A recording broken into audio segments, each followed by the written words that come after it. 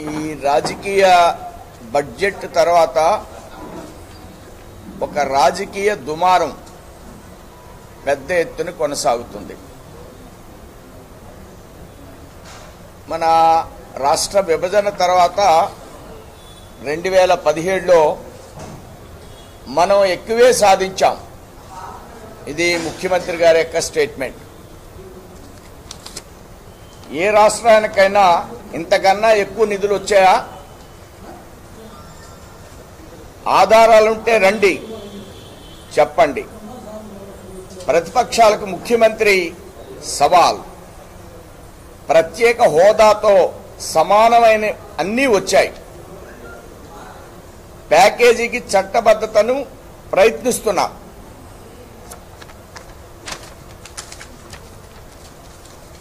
సుజనా చౌదరి గారు, ఇది ఈనాడు నేను చదివింది. ఆంధ్రజ్యోతి ఇది 18. అన్నీ ఇచ్చింది, ఇంతకు మించి అడగలేము. సుజనా చౌదరి గారు అన్నీ ఇచ్చింది, ఇంతకు మించి అడగలేము. అన్నీ ఇచ్చింది, ఇంతకు మించి అడగలేము. సుజనా చౌదరి గారు సీఎం గారు ఇచ్చింది కూడా. అలానే వివిధ సందర్భాల్లో వారు ఏ ఏ సందర్భాల్లో ఏమేం చెప్పారు అనేటువంటి విషయాలు కూడా ఇంకా డీటెయిల్డ్గా ఉన్నాయి. నేను ఎక్కువ సమయాన్ని వృధా చేయదలుచుకోలేదు. ఇలాంటివి అనేకమైన సందర్భాల్లో వీరు కేంద్ర మంత్రివర్యులు, వీరు ఢిల్లీ నుంచి అనేక సందర్భాల్లో ఈ విషయాల మీద సంధానకర్తగా ఈ నిధులు తీసుకురావడంలో ప్రముఖమైనటువంటి బాధ్యత వహిస్తున్నటువంటి పెద్దలు సుజనా చౌదరి గారు. వీరు దాన్ని రెగ్యులర్గా మానిటరింగ్ చేస్తున్నటువంటి డైనమిక్ ముఖ్యమంత్రి గారు, మన సీఎం గారు. ఇలా ఉన్న సందర్భంలో ఎందుకు ఈ పరిణామాలు వచ్చినాయి? ఇది వాస్తవే కదా. ఎందుకు ఈ పరిణామాలు వచ్చినాయి? దీన్ని ఖండించడానికి అవకాశం లేదు కదా. ఇవి ఎందుకు జరుగుతున్నాయి? ప్రజల్లోకి బాగా వెళ్ళింది, ఇది వెళ్ళింది, ఇది కూడా వెళ్ళింది. అసలు వాస్తవంగా ఈ రాజకీయ దుమారం, ఇవి రాజకీయ దుమారానికి రిప్లైస్, రాజకీయ దుమారానికి సమాధానాలు. ఈ రాజకీయ దుమారం వాస్తవా కాదా? అందుకే మా అధ్యక్షులు వారు ఢిల్లీలో ఒక ప్రెస్ మీట్ పెట్టి దీనికి తెరదించే ప్రయత్నం వారు చేశారు. దీంట్లో ప్రధానంగా మనం చర్చించవలసింది ఈ యొక్క బిల్లులో ఉన్నటువంటి అంశాలు 2022 వరకు 2022 వరకు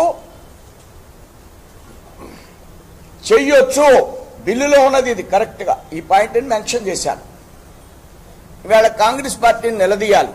5 ఏళ్లే ఎందుకు పెట్టలేదు? బిల్లులో ఉన్నటువంటి అంశాలని అసలు 5 ఏళ్లేని ఎందుకు పెట్టలేదు? ఇది ఎవరైనా అడగవలసినటువంటి విషయం. కాంగ్రెస్ కూడా చాలా విషయాలు మాట్లాడుతుంది. నేను వాటికి సమాధానం చెప్పే కంటే వాటిని ఎక్కువ ప్రస్తావించేదానికంటే 2022 దాకా 10 సంవత్సరాలు 13లో బిల్లు పెట్టారు. 13లో బిల్లు పెడితే 2022 వరకు ఈ విషయాల్ని అమలు జరపాలి. బిల్లులో ఉన్నవి అయిపోయిన విషయాలు ఒకసారి నేను ప్రస్తావిస్తాను. ఇన్స్టిట్యూట్స్ 100% ఇచ్చారు.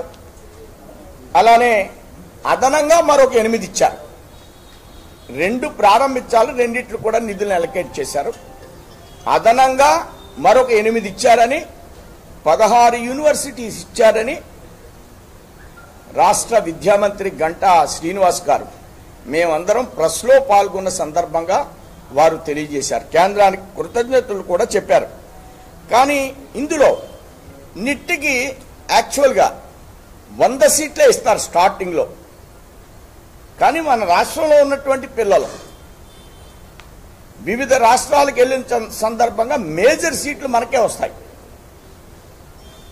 వరంగల్లో కానీ మరొక ప్రాంతంలో కానీ. దీన్ని స్మృతి గారిని కన్విన్స్ చేసి సుజనా చౌదరి గారు అందరూ కూడా 100 సీట్ని 400 సీట్లు సాధించారు. 100 సీట్ ఇది ఇక ఇండియన్ హిస్టరీలో ఎక్కడ కూడా సాధ్యపడినటువంటి విషయం. ఏదైతే అదనంగా 8 ఇవ్వడం జరిగింది ప్యాకేజ్ యూనివర్సిటీ ఇలాంటి విషయాల్లో, అంటే బిల్లులో ఇబ్బంది లేనటువంటిది. దీన్ని ఇబ్బంది ఏమి కాదు, ఇది ఈజీగా మనకు చేశారు. తర్వాత తక్కువ నిధులు అలొకేట్ చేశారు అన్నారు. క్లాసులు స్టార్ట్ అయినాయి. ఇన్స్టిట్యూట్స్ అనేవి వాళ్ళ మేనేజ్మెంట్తో నడుస్తాయి. కేంద్రం యొక్క మేనేజ్మెంట్తో ఇన్స్టిట్యూట్స్ నడుస్తాయి. వాళ్లే తరగతులు కట్టుకుంటారు. ఇది కేంద్రం ఇన్స్టిట్యూట్. ఇది సగం మంది సెంట్రల్ గవర్నమెంట్, సగం మంది భారతదేశం నుంచి అంతా ఉండేటువంటి విద్యార్థులు, సగం మంది మనవాళ్ళు. సో ఈ యూనివర్సిటీల్లో పూర్తిగా ఆధిపత్యం సెంట్రల్ గవర్నమెంట్ మీదే ఉంటుంది. కేంద్రానికి సంబంధించినటువంటి యూనివర్సిటీస్ ఇవి. ఇది తక్కువ ఇచ్చారు ఎక్కువ ఇచ్చారు అనేటువంటిది అది ఆల్రెడీ స్టార్ట్ అయినాయి. కొన్ని చోట్ల కన్స్ట్రక్షన్ స్టార్ట్ అయింది, కొన్ని చోట్ల హాస్టల్ బిల్డింగ్స్ కూడా కడుతున్నారు. క్లాసెస్ అనేవి ప్రధానం, అవి జరుగుతున్నాయి. ఇక ఈవేళ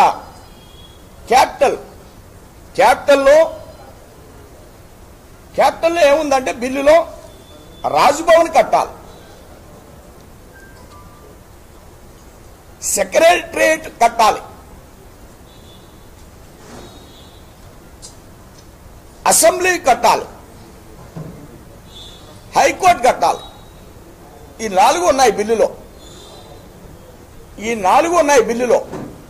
ఈ 4గిట్లకి ఇప్పటికీ 1500 కేంద్రం, 1000 కోట్లు వెంకయ్యనాయుడు గారు ఇచ్చారు. ఈ క్యాపిటల్ జోన్ అంటే గుంటూరు, విజయవాడ కూడా కలిసి ఉంటుంది. దాని అభివృద్ధి కూడా క్యాపిటల్ ఇచ్చారు. ఈ మధ్యన మన ఏదో గ్రౌండ్లో హైదరాబాద్లో ఒక క్యాపిటల్ కడుతున్నారు. దానికి బహుశా ఖర్చు ఒక 200 కోట్లని కేసీఆర్ గారు కడుతున్నారు. బహుశా ఖర్చు ఒక 200 కానీ 300 కానీ జనరల్ ఎస్టిమేషన్. ఇది మీ అందరు కూడా నేను తెలియజేస్తున్నాను క్యాపిటల్ గురించి. ఇక యూనివర్సిటీస్ గురించి డీటెయిల్గా ఎక్స్ప్లెయిన్, ఎయిమ్స్ కానీ వ్యవసాయ యూనివర్సిటీ కానీ ఇవన్నీ కూడా దీనిలో రావడం జరిగింది. ఇప్పుడు రెగ్యులర్గా మనకి ఏదైతే గవర్నరు 16,000 కోట్లు ఇవ్వాలని ఒక ప్రొజెక్షన్ ఇచ్చారు. ఆ ప్రొజెక్షన్ ఏంటంటే రెవెన్యూ లోట్ అని అందాజాగా ఇచ్చింది. కానీ గవర్నమెంట్ ఆఫ్ ఇండియా ఒక ఫైనాన్స్ కమిటీని వేసింది. అన్ని రాష్ట్రాల్లో వేసినట్లే ఈ రాష్ట్రంలో కూడా వేసింది. ఈ కమిటీ వేయక ముందు మనకి 4,000 కోట్లు, సుమారు 3,980 కోట్ల వరకు రిలీజ్ చేశారు ఒక సంవత్సరానికి. కానీ గవర్నమెంట్ ఆఫ్ ఇండియా లెక్క చూస్తే, ఆ ఫైనాన్స్ కమిటీ లెక్క చూస్తే వచ్చింది 4,600 కోట్లు. కానీ రాష్ట్ర ప్రభుత్వం 16,000 కోట్లు మీద చర్చలు రెగ్యులర్గా కొనసాగుతున్నాయి. ఈ 16,000 కోట్లు చర్చల్లో మన రాష్ట్రానికి సంబంధించినటువంటి వారికి ఉన్న ఆర్థిక ఇబ్బందుల దృష్ట్యా రుణమాఫీని పెట్టారు. అందులో రుణమాఫీని కూడా పెట్టారు. అలానే కొన్ని సంక్షేమ కార్యక్రమాలు కూడా దాంట్లో యాడ్ చేశారు. రాష్ట్ర ప్రభుత్వం ఏర్పాటు చేసినటువంటి సంక్షేమ కార్యక్రమాన్ని కూడా అందులో యాడ్ చేశారు. ఫర్ యువర్ కైండ్ ఇన్ఫర్మేషన్, యూపీకి వ్యవసాయ రుణమాఫీ వాళ్లే చేసుకున్నారు. వాళ్ళ బడ్జెట్ మొత్తం శాలరీస్కి సరిపోతుంది. 4,50,000 కోట్లు యూపీ బడ్జెట్. 4,10,000 కోట్లు శాలరీస్కే పోద్ది యూపీకి. ఇక మిగిలేదు 40,000 కోట్లు. అయినప్పటికీ కేంద్రం వాళ్ళకి రుణమాఫీ చేయలేదు. అలాంటివి కూడా ఈ 16,000 కోట్ల రూపాయల్లో ఉన్నాయి. ఈ 16,000 కోట్లలో కొద్దిగా వారు వీరు చర్చిస్తున్నారు. దీన్ని కూడా ఏదో సందర్భంలో ఎక్కడో ఒక వయోమిడి పాలసీని తీసుకురావడం కోసం ప్రయత్నం చేస్తున్నారు. ఇక ప్రత్యేక హోదా గురించి ఏదైతే సీఎం గారి వేళ చెప్పారు 16,000 కోట్లకి 12,000 కోట్లే ఇస్తున్నామని, ఈ ప్రత్యేక హోదా దాని మీద ప్రత్యేక ప్యాకేజీ అనే దాని మీద ఒక 2 నిమిషాల సమయం మీరు తీసుకుంటాను. నేను చాలామంది పెద్దలతో, రిటైర్డ్ ఐఏఎస్ ఆఫీసర్స్తో అందరితో మాట్లాడినటువంటి సందర్భంలో ప్రత్యేక హోదా అనేది రాష్ట్రానికి అభివృద్ధి కోసం నిధులు వినియోగించుకోవడమే. గత రాష్ట్రాల్లో కూడా 600 కోట్లు 500 కోట్లు అస్సాంకి కానీ, ఉత్తరాంచల్కి కానీ, హిమాచల్ ప్రదేశ్కి కానీ ఆర్థిక పరమైనటువంటి అంశాన్నే ఇచ్చారు. అయితే ప్రత్యేక హోదా అనే దాని మీద ఎక్కువగా వివాదాలను రేకెత్తిస్తున్నారు. సీఎం గారు ఒప్పుకున్న దాన్ని ప్యాకేజ్ అని మభ్యపెట్టి ప్రజల్లో అనవసరమైనటువంటి భయోందాలను రేకెత్తిస్తున్నారు. దయచేసి ప్రత్యేక హోదా అంటే రాష్ట్ర ఆర్థిక పరిస్థితి అభివృద్ధిలో భాగస్వామ్యం కావాలి. అభివృద్ధి కోసం ఇచ్చేటువంటి నిధులు, అన్ని జిల్లాలకి అభివృద్ధి కోసం ఇచ్చేటువంటి నిధులు. ఎస్, మనం ఇవాళ ఈ యొక్క 12,000 కోట్లు అన్నారు ముఖ్యమంత్రి గారు. అది ఎక్కడో అటో ఇటో కట్ అవుద్ది. అటో ఇటో కట్ అయిన తర్వాత అసలు ఈ నిధులు రాష్ట్ర వ్యాప్తంగా డీసెంట్రలైజేషన్ కోసం అటు రాయలసీమ ఇటు ఉత్తరాంధ్ర జిల్లాలకి వినియోగించడానికి మీ దగ్గర ఏమైనా బ్లూ ప్రింట్ ఉందా? మన దగ్గర ఏమైనా రాష్ట్ర ప్రభుత్వం దగ్గర తయారు చేసినటువంటి ప్రణాళిక ఏమైనా ఉందా? ప్రణాళికను తయారు చేసి ఆ విధంగా అభివృద్ధి చేయాలని నేను కోరుకుంటున్నాను. ఇంకా బిల్లులో ఉన్నవి ఆల్మోస్ట్ క్యాపిటల్ గురించి చెప్పాను, ఇన్స్టిట్యూట్స్ గురించి చెప్పాను. ఏదైతే గవర్నర్ ఇచ్చినటువంటి 16,000 కోట్ల గురించి కూడా నేను మీకు చెప్పడం జరిగింది. అది కూడా ఎక్కడో చోట సుజనా చౌదరి గారి స్టేట్మెంట్లో నేను చూసా.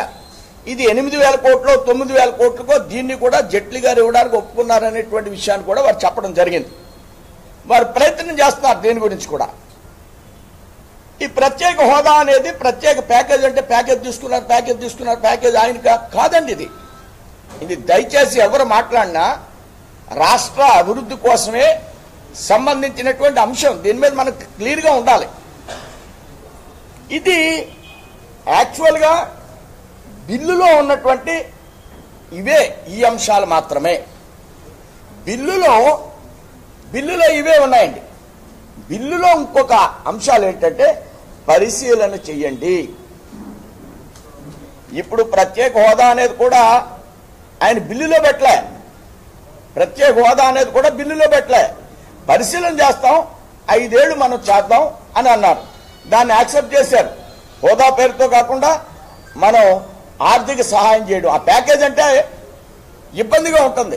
ప్రజల్లోకి దీన్ని రాంగ్ మెసేజ్ తీసుకువెళ్తున్నారు. ప్యాకేజ్ అంటే అనవసరమైనటువంటి చర్చ జరుగుతుంది. అభివృద్ధి కోసం వినియోగించే నిధులు ప్రత్యేక హోదాలో అయినా ఆ యొక్క ఇచ్చేటువంటి ప్యాకేజీలో ఇచ్చినటువంటి నిధులన్నా ఒకటే, పేరు మార్చారంతే. దయచేసి దీని మీద మన క్లారిటీ రావాలి. ఇది అందరూ ప్రజలను రెచ్చగొట్టడం కోసం ప్రత్యేక హోదా కోసం ఉద్యమం చేస్తాం. ఇది ప్రజల్ని మభ్యపెట్టడం. ఉద్యోగాలు వస్తాయి రావడం లేదా? ఇన్వెస్ట్మెంట్లు రావడం లేదా? రాష్ట్రంలో అనేక సదస్సులు పెడితే ఇన్వెస్ట్మెంట్లు వస్తున్నాయి కదా. ప్రత్యేక హోదా రావడం లేదని ఏ ఇన్వెస్టర్ వెనక్కి వెళ్ళిపోవడం లేదు కదా. ఇది మనం ఆలోచించాలి. ఏదైతే పరిశీలన చేయమని ఉంది 10 ఏళ్ళ లోపు, అవి ఏర్పాటు చేయడం కోసం ప్రయత్నం చేయండి. అందులో రైల్వే జోన్ ఉంది. రైల్వే జోన్ అసలు దేశంలో 8 జోన్లే ఉన్నాయి.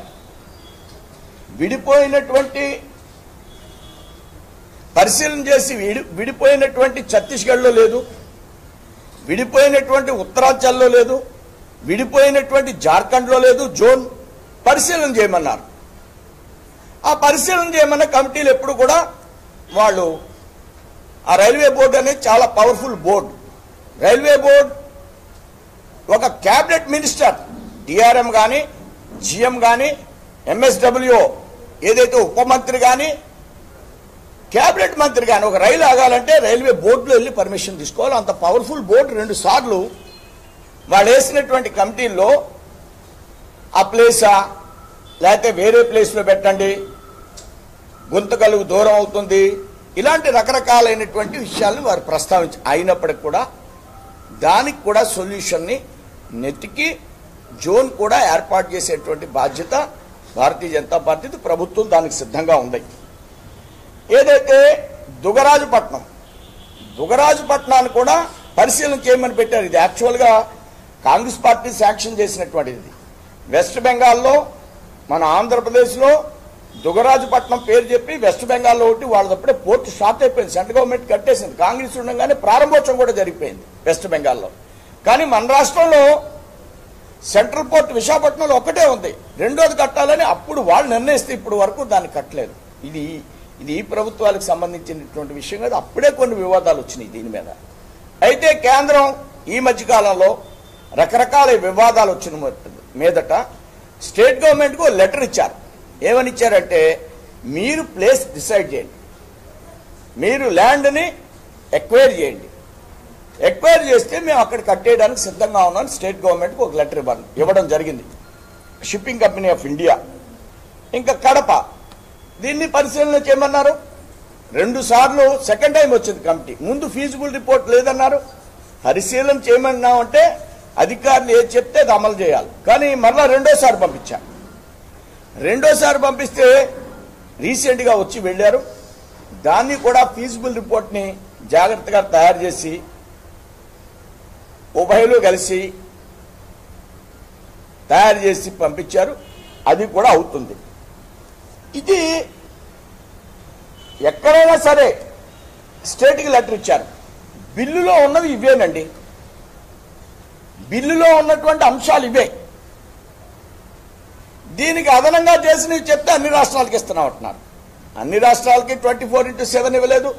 ఒక 3 రాష్ట్రాలకే ఇచ్చారు. ప్రత్యేక పరిస్థితుల్లో ఇచ్చారు. అన్ని రాష్ట్రాలకు ఒక సంవత్సరంలోనే 16 యూనివర్సిటీలు శాంక్షన్ చేయలేదు. మన ప్రత్యేక పరిస్థితుల్లో ఈ రాష్ట్రానికి ఇచ్చాం. 24/7 కరెంట్ ఇవ్వడమే కాదు, కింద స్థాయి దాకా దాని అభివృద్ధి డెవలప్మెంట్ ప్రజలు వినియోగించే పరిస్థితి ఉంది. ఎన్ఆర్ఈజీఎస్కి మొన్న 4 కోట్ల పని దినాలు అదనంగా అడిగారు. 16 కోట్లనిచ్చి ఇచ్చారు. 8,000 కోట్లు వచ్చింది పోయిన సంవత్సరం. ఈ సంవత్సరం 9,000 కోట్లు వస్తుంది. ఇట్లా ప్రత్యేకమైన పరిస్థితులు ఈ రాష్ట్రం మీద భారతీయ జనతా పార్టీకి శ్రద్ధాశక్తులు ఉన్నాయి. ఇక మీ అందరికీ మనం చేస్తున్నాం. ఇంకొకటి ఉంది ఇందులో, బీఆర్జీఎఫ్ అంటే వెనుకబడిన జిల్లాలకి ఇచ్చినటువంటిది 2010 కోట్లు. అంటే ఏదైతే ఉత్తరాంధ్ర జిల్లాలు, రాయలసీమ జిల్లాలు, ఈ 2 జిల్లాలకి 2010 కోట్లు గాను 1,500 కోట్లు రిలీజ్ చేశారు. 1,500 కోట్లు రిలీజ్ చేశారు. ఇవి ఎక్కడ ఖర్చు పెట్టారు? ఇది ఇప్పుడు ఒక్కొక్క జిల్లాకి 200 కోట్లు అవుద్ది. ఇవి ఎక్కడ ఖర్చు పెట్టారు? ఇది ఒకసారి నేనేది ప్రశ్న వేయడంలే, ఇచ్చిన నిధుల గురించి చెప్తున్నా. దాంతో అక్కడ డెవలప్మెంట్ ఏం జరిగింది, ఇది నా యొక్క ఆలోచన. ఇక తర్వాత ఈ యొక్క ప్యాకేజీలో మనం ఇచ్చే డబ్బును వైద్యం కోసమా, విద్య కోసమా, రాయలసీమ జిల్లాల అభివృద్ధి కోసమా, ఉత్తరాంధ్ర జిల్లాల అభివృద్ధి కోసమా, ఇది కూడా రాష్ట్ర ప్రభుత్వం ఒక ప్రణాళికని తయారు చేయాలి. అట్లనే ఇవి బిల్లులో ఉన్న విషయాలు ఇవి కాకుండా ఇంకా చాలా ఉన్నాయి. మరొక 6 ఉన్నాయి. 6 ఏంటో ఒకసారి గవర్నమెంట్ ఆఫ్ ఇండియా తోటి ఇక్కడ చెప్పినటువంటి పెద్దలు మాట్లాడించాలి. 6 ఏంటో ఇవే బిల్లులో ఉన్నటువంటి అంశాలు. ఇది రిటైర్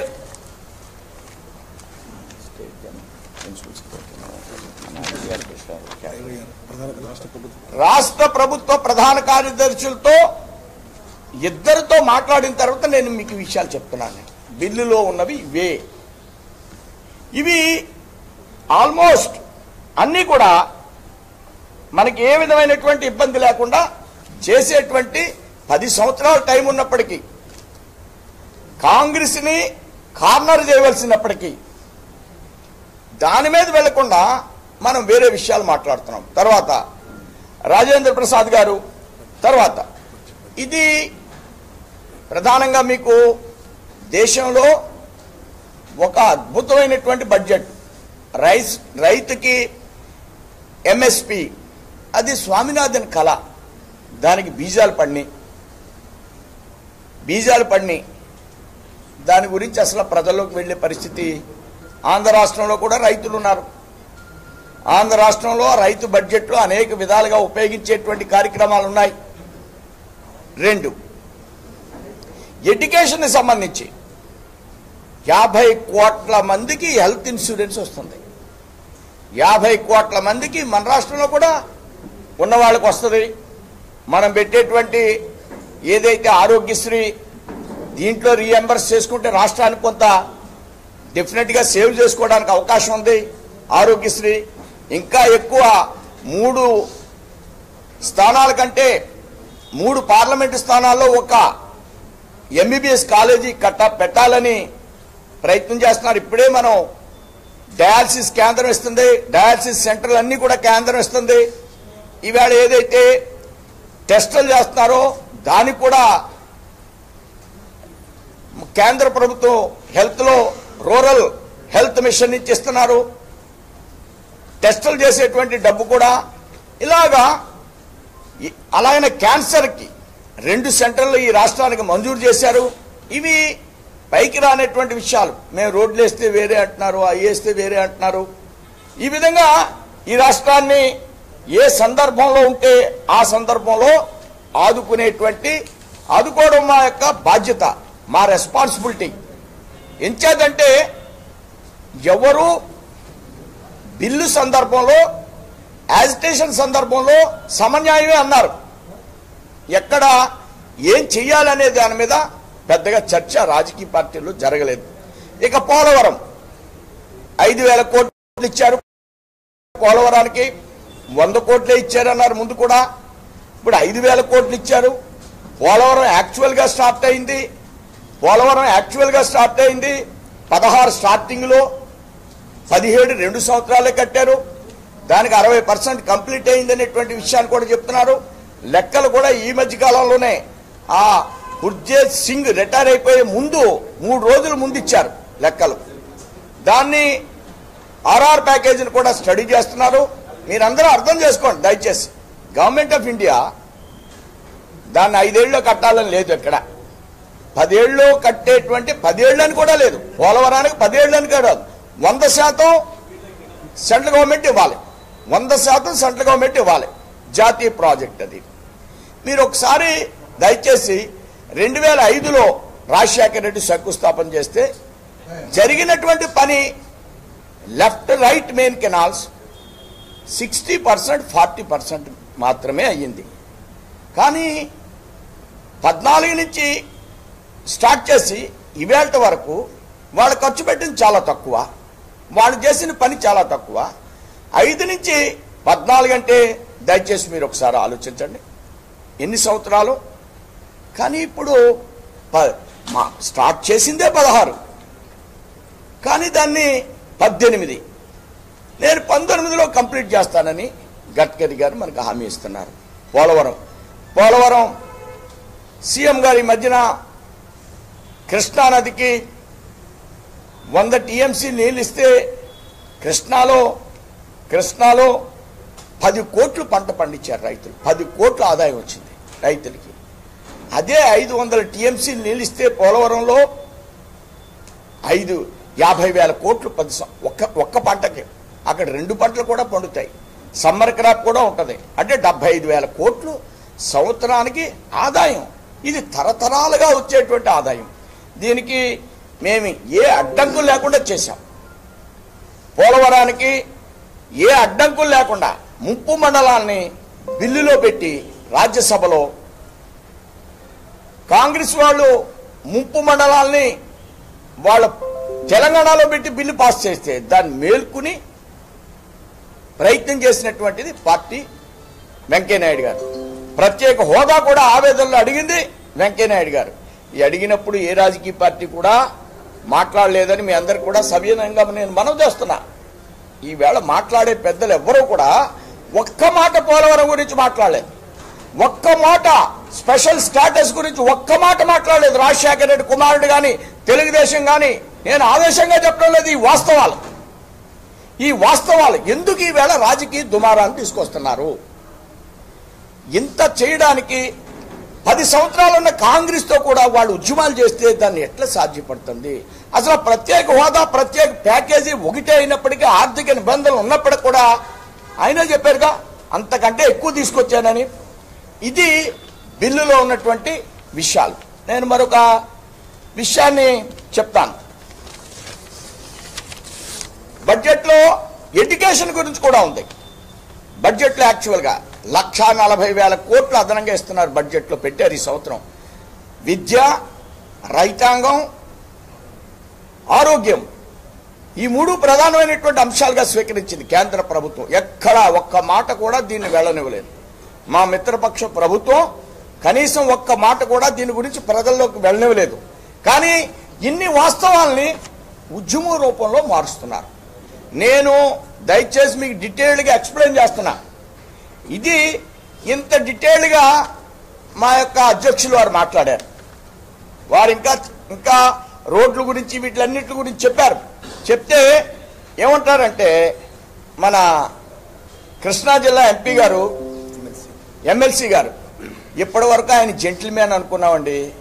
ఈ వేళతో వాస్తవాలు చెప్పాడు కాబట్టి జెంటిల్మెన్ కాదు ఆయన. మా అధ్యక్షుడు ఆయన సర్టిఫికేట్ ఇవ్వడంట. ఆయన జెంటిల్మెన్ అని ఈయన సర్టిఫికేట్ ఇవ్వడంట. చూడండి. తర్వాత ఏ నిధులు ఇచ్చినా అది మనం కట్టిన ట్యాక్స్ అయినండి అంటున్నారు. మరి చంద్రన్న కానుక ఎవరి ట్యాక్స్ అండి? తోఫా ఎవరి ట్యాక్స్? తోఫా ఎవరి ట్యాక్స్ అండి? ఎందుకు మాట్లాడుతున్నాం ఇలాంటి విషయాలన్నీ కూడా? 1000 రూపాయల పెన్షన్ కూడా ప్రజల యొక్క ట్యాక్స్లోంచిదే కదా. మరి మనం చేసే కార్యక్రమం దేశంలో ఇదే జరుగుతుంది. ఇది వేస్ట్ కాకుండా చూడాలంతే. ఏ ప్రభుత్వాలైనా వచ్చినటువంటి ట్యాక్స్ని, ప్రజాధనాన్ని సద్వినియోగం చేయాలి అంతే తప్ప దానికి పేరు పెడితే వాళ్ళు ఇచ్చారని చెప్తే మీద మరి ఇక్కడ రాష్ట్రంలో జరిగే అన్ని కూడా ఇంతకంటే ఇలాంటి కార్యక్రమాలు అద్భుతంగా జరుగుతున్నాయని మనం ప్రతి సందర్భంలో చెప్తున్నాం కదా. మరి ఈవేళ ఎక్సైజ్ ఉందండి.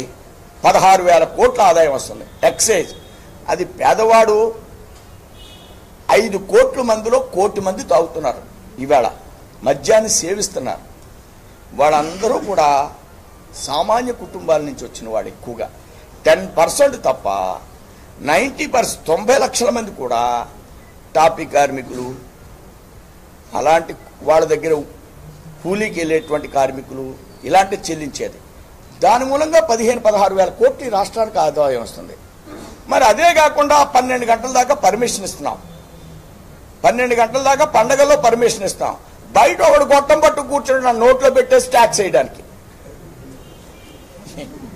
ఇది ట్యాక్స్. నేనేమంటానంటే ట్యాక్స్ని ఇప్పుడు గుజరాత్ డెవలప్ అయింది. అస్సలు సంపూర్ణ మద్య నిషేధం అక్కడ అభివృద్ధి చెందింది. Without tax. ట్యాక్స్ దేని మీద వేయాలి? ఇసుకకు వచ్చేటువంటి ప్రత్యేకమైనటువంటి ఎవరి జేబుల్లోకి వెళ్తుందో దాన్ని ప్రభుత్వ ఖజానాలో వేసే మార్గాన్ని ఆలోచించాలి. ట్యాక్స్ రెవెన్యూ జనరేట్ చేయడం అంటే అది. రెడ్ గ్రావెల్ ఎంత వెళ్తుంది? ఇతర రాష్ట్రాలకి వేగంలో వెళ్ళిపోతుంది. వేగంలోకి ఇచ్చేది 100 కోట్లు ఉంటుందండి. ప్రభుత్వానికి 10 కోట్లు కూడా రాదు ట్యాక్స్. ఇది రెవెన్యూ జనరేషన్. గ్రానైట్ ఉందండి. అసలు చెక్ పోస్టుల దగ్గర వే బిల్లులు చెక్ చేస్తే ఎన్ని టన్నులు వెళ్తుంది, మనకి ఎంత ట్యాక్స్ వస్తుందంటే 2 రోజుల్లో సాఫ్ట్వేర్ చెప్పేస్తుంది. కానీ దాని మూలంగా మనకేమి అక్కడున్న ప్రముఖులు ట్యాక్స్ కట్టొద్దంటే ఆగిపోతున్నారు. ప్రజల దగ్గర నుంచి ఇలాంటి ఎర్రచందనం పాట పెట్టాలి, ట్యాక్స్ రావాలి. ఇలాంటివి ప్రభుత్వం ఆలోచిస్తే చాలా ఉంటాయి. కానీ ప్రతిదానికి కేంద్రం ఇవ్వలేదు. కేంద్రానికి ఏమన్నా మన్మోహన్ సింగ్ మోడీ గారికి ఏమన్నా ఒక 50 లక్షల కోట్లు అక్కడ డిపాజిట్ చేసి వెళ్ళారా? కాదు కదా. ఆయన కూడా ఈ దేశాన్ని అన్ని దేశాలు తిరిగి ఒక స్ట్రెంథ్ అయినటువంటి శక్తివంతమైనటువంటి దేశంగా ఇవాళ తయారు చేశాడు ఆయన.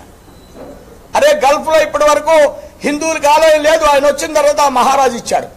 అంటే ఎందుకు ఇచ్చాడు? గౌరవం పెరిగింది భారతదేశానికి, ఒక ఆత్మ గౌరవాన్ని పెంచాడు ప్రపంచ దేశాల్లో ఆయన. చైనా ఈవేళ ఇబ్బంది పడుతుంది, పాకిస్తాన్ ఇబ్బంది పడుతుంది. డిఫెన్స్ కి రకరకాలైనటువంటి సాధన సంపత్తిని వాళ్ళు తీసుకొచ్చేటువంటి ప్రయత్నాలు చేస్తున్నారు. బొగ్గును పాట పెట్టాడు, 3 లక్షల కోట్లు వచ్చినాయి. స్పెక్ట్రమ్ బ్యాండ్ని అది పాట పెట్టారు, దానికి కూడా 50,000 కోట్లు వచ్చింది. అలానే అవినీతిని తగ్గించాడు, ఆధార్ మూలంగా 50,000 కోట్లు వచ్చింది. అన్ని రాష్ట్ర ప్రభుత్వాలకి ఆయన చేసిన పని మూలంగా సివిల్ సప్లైలో ఈ వేలముద్ర వేసి బియ్యం తీసుకోవడం మూలంగా ఈ రాష్ట్రానికి 900 కోట్లు మిగిలింది. ఇది అన్ని రాష్ట్రాలకి మిగులుతున్నాయి. ఇలాంటివి అనేకమైనటువంటి కార్యక్రమాలు రాష్ట్రాలు కూడా స్వయంగా చేసుకుని, నిన్న మొన్న ఈనాడులో చూశాను, పీడిఎఫ్లో విపరీతమైన దోపిడీ అండి, ప్రజాధనం. పేపర్లో వచ్చింది, ఈనాడు పేపర్లో వచ్చింది. 50 కోట్లు 60 కోట్లు. అది ప్రభుత్వ ఖజానాకు వస్తే ఈ వేస్టేజ్ని తగ్గిస్తే, వేస్టేజ్ తగ్గే పనులు చేశాడు ఆయన. ఇలాంటి వేస్టేజ్ మెజర్మెంట్స్ మీరు కూడా తీసుకోవాలి. నేను వారిని ప్రశ్నించడం లేదు ఇక్కడ ఎక్కడా కూడా. నేను విమర్శిస్తున్నానని ఎవరో దయచేసి ప్రెస్ మీట్ డిబేట్ ఆదాయాలు పెరిగే మార్గాన్ని చెప్తున్నానంతే. బిల్లులో ఉన్నటువంటి వివరించాను. సెంట్రల్ గవర్నమెంట్ బడ్జెట్ గురించి చెప్పాను. ఏదైతే 2 అంశాలు ఆర్థిక పరమైనవి 16,000 కోట్లు, అది ఇప్పటి వరకు కేంద్రం ఈ రెవెన్యూ హైక్ మూలంగా 20,000 కోట్లు ఇచ్చిందండి. 20,000 కోట్లు వచ్చింది అంటే ఆల్రెడీ 4,000 కోట్లు ఇచ్చారు. ఒక 14-15 ఆ డిఫరెన్స్ గ్యాప్ దగ్గర చర్చ జరుగుతుంది. 16ది 17ది 18 20 దాకా యాజ్ ఇట్ ఈస్గా వచ్చేస్తుంది. అది ఇంకేమీ అడగక్కర్లే, అదనంగా వచ్చేది 20,000 కోట్లు. ఈ విధంగా ఉన్నవి తెగక సెంట్రల్ గవర్నమెంట్ నామ్స్ వెళ్ళి మాట్లాడుతున్నారు అధికారులు. ఇదేదో తీసేయండి కొన్ని సంక్షేమ కార్యక్రమాలు, ఇలా చేస్తే అన్ని రాష్ట్ర ప్రభుత్వాలు కూడా రేపటి నుంచి డిమాండ్ చేస్తే అందరికీ తెలిస్తే అని దాన్ని ఏదో విధంగా ఒక కోణంలోకి, ఒక అడ్జస్ట్మెంట్లోకి తీసుకొచ్చేటువంటి ప్రయత్నం మూలంగా 2 అంశాలు చర్చల దాకా. ఇది కూడా ప్రత్యేక హోదా ప్యాకేజ్ అనేది గత 1 ఇయర్ బ్యాక్ ముఖ్యమంత్రి గారు యాక్సెప్ట్ చేయడం, యాక్సెప్ట్ చేసిన తర్వాత ఈ నిధులు ఎలాగ ఇవ్వాలి మాకు అనే దాంట్లో మీకు ఇవ్వడానికి ఇబ్బంది అయితే ఒక నబార్డ్ నుంచి కానీ హడ్కో నుంచి కానీ మీరు రుణం తీసుకుని నాకు ఇమ్మన్నారు ఆయన. మన జనవరి 3 ఈ సంవత్సరం లెటర్ రాశారు వారు. అదే కార్యక్రమం సాగుద్ది. ఏది అన్న విషయాన్ని మేము డివియేట్ చెయ్యం. వారు ఏవైతే ఇచ్చారో మాకు రాయండి, మీకు అన్ని నేను స్పష్టంగా చెప్పాను. వారు డౌట్స్కి నేను సమాధానం చెప్పను. రాజకీయ పరమైనటువంటి అంశాలని తెర మీదకి లేపినటువంటి పరిస్థితుల్లో వారే విషయాలన్నీ కూడా ప్రస్తావించిన సందర్భంలో, దఫాలుగా ప్రస్తావించిన సందర్భంలో ఈ విషయాలకి నేను సమాధానం చెప్పడం కోసమే దయచేసి నేను ప్రయత్నం చేస్తున్నాను. వారు చాలా విషయాలు, ఇంకా ఆ బాకీ ఉంది, ఇంకా ఈ బాకీ ఉంది, అవి రాలేదు ఇవి రాలేదని మొన్న ఎంపీలందరూ మీటింగ్ పెట్టారు. మనం రాయలసీమకు బాకీ ఉంటాం, ఉత్తరాంధ్ర జిల్లాలకు బాకీ ఉంటాం, మేము అస్తమానం ముష్టివాళ్లా తిరగాల, కాశ్మీర్కి ఎంత ఇచ్చారు. మన దేశాన్ని రక్షించుకోవడం కోసం కాశ్మీర్ పాకిస్తాన్ నుంచి కాన్స్టిట్యూషన్లో పెట్టారు. అది కాన్స్టిట్యూషన్లో పెట్టినటువంటి సందర్భంగా దక్షిణ భారతదేశం అంటే చులకన. అసలు దక్షిణ భారతదేశం యొక్క రాష్ట్రాలను పరిశీలించి ఒకసారి బీహార్ వెళ్ళిరండి, ఒకసారి యూపీ వెళ్ళిరండి. నేను మొన్న ఆ మధ్యన కాశ్మీర్ ఇక్కడికి వెళితే కాశీ ఎంత దౌర్భాగ్యంగా ఉందంటే, ప్రధానమంత్రి అయిన తర్వాత అక్కడ ఎంపీగా ఆయన ఉన్న తర్వాత ఏంటి, నేను చాలా మందిని అడిగాను. అంటే ఇంకా ఆయన వచ్చిన తర్వాత కొద్దిగా సెట్ అయిందండి, ఇప్పటి వరకు ఆ ప్రభుత్వం ఉంది, మన చేతుల్లోకి వస్తే దీన్ని చాలా మోడరేట్ ఆయన బస్ స్టాండ్లో ఎయిర్పోర్ట్లో కట్టాడు. అట్లాంటిది మనకి ఈవేళ ఎన్ని ఎయిర్పోర్ట్లు వచ్చినాయండి. ఎయిర్పోర్ట్ ఎలా మారిందండి? అది వరకు విజయవాడ బస్ స్టాండ్ బాగుండేది మన ఎయిర్పోర్ట్ కంటే. విజయవాడ బస్ స్టాండ్ చాలా బాగుండేది మన ఎయిర్పోర్ట్ కంటే విజయవాడ. ఎంత త్వరగా ఈ మార్పులన్నీ ప్రజలు గమనించాలి. మా ప్రభుత్వం కూడా ఇవి, మా మిత్రపక్షం కూడా వాస్తవాల్ని తెలియజేయాలి. యూపీ, బీహార్, ఛత్తీస్గఢ్, ఉత్తరాఖండ్ వాళ్ళకి అసలు కనీసం కరెంటు సౌకర్యం కూడా లేదు. ఇవాళ గవర్నమెంట్ ఆఫ్ ఇండియా ప్రవేశపెట్టినటువంటి గ్యాస్ ఇక 95% సాచురేషన్లోకి వచ్చేసింది. ఉజ్వల పథకం అక్కడ చాలా 5 కోట్లు ఇస్తే మనం చాలా తక్కువ ఉపయోగించుకున్నాం. ఇది ఈ రాష్ట్రంలో ఉన్నటువంటి పరిస్థితి. దయచేసి నన్ను వేరే ప్రశ్నలు ఏమేయొద్దు. ఈవేళ ఇదే మీరు కవర్ చేయండి, దీన్నే మీరు ప్రజల దగ్గరికి వెళ్ళేటట్లుగా మీరు ప్రయత్నం చేయండి. No more questions. Thank you.